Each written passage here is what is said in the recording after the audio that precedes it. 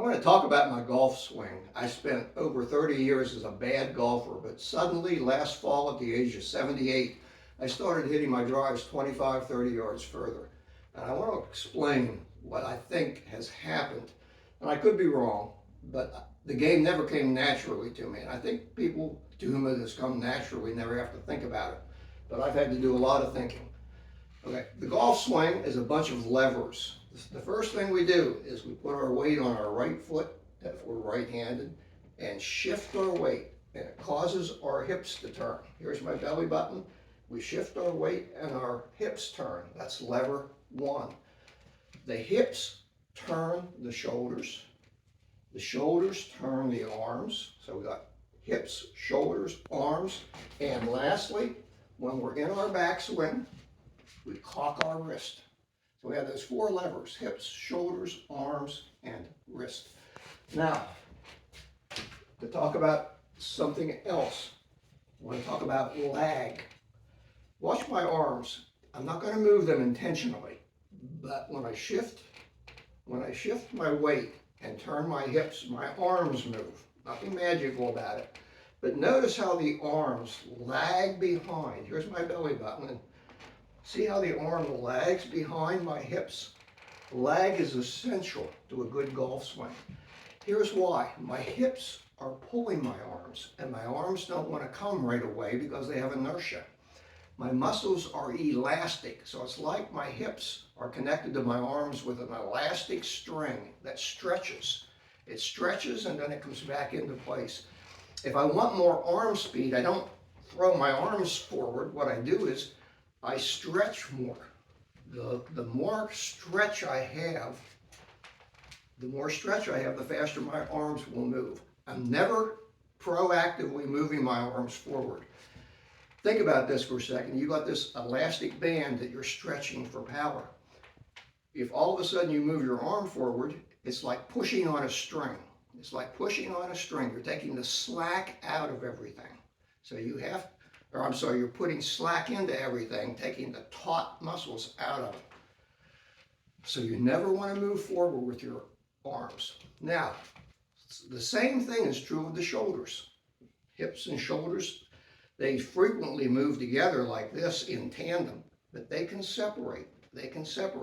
At the top of your backswing, most people move their shoulders just a little bit further. They separate their shoulders from their hips. That's important to get that separation. But there's another kind of unintentional separation. When you shift your weight, your shoulders have inertia, and when you shift your weight, the shoulders remain stationary just for a brief period of time. So we have shoulder lag, and we want to get these muscles stretched, and then the shoulders finally start turning. So we have shoulder lag and we have arm lag. Everything lags behind the turning of the hips. Lastly, we go into our backswing and we have our wrist cocked. Some people think that you can get extra club head speed by uncocking your wrist. But look, you are getting extra club head speed, but it's not doing you any good because now your wrists are uncocked and you haven't hit the ball yet. What we need to do is keep everything connected with those muscles that are like an elastic string. And that elastic string, the hips will pull the shoulders, the arms will drop, but that elastic string will eventually pull your wrist through if you just let it. Don't uncock your wrist here. Let yourself get pulled through. And in fact, the centrifugal force of the club will pry your wrist open at just the right moment. So we turn our hips, and everything else from the waist up is relaxed and lags behind. The word is connected. Everything is connected. Any simple move by any part of the body above the waist, any simple move towards the target, takes away that connectedness and puts slack in your muscles. That's a bad move. All right, we're winding down. I've seen pictures on magazine covers of home run hitters, and the ball's here, and they're about to take their home run swing, their belly button is facing center field. Their belly button is facing center field. Their shoulders are not turned towards center field. Their shoulders haven't turned yet. Their arms are back. Their wrists are still cocked. This is a perfect example of lag. The hips lead and everything else is stretched and laggy behind, and then the elastic muscles just bring everything through.